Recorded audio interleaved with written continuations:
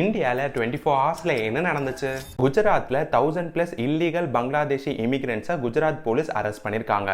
1 வீக்கில் 300 grams chicken மேலே சாப்பிட்றதுனால கேஸ்ட்ரோ இன்டெஸ்டினல் கேன்சர் வருது அப்படின்னா ஃபுட் பைப், ஸ்டொமக், ரெக்டமில் கேன்சர் வந்தால் அதை கேஸ்ட்ரோ இன்டெஸ்டினல் கேன்சர்னு சொல்லுவாங்க.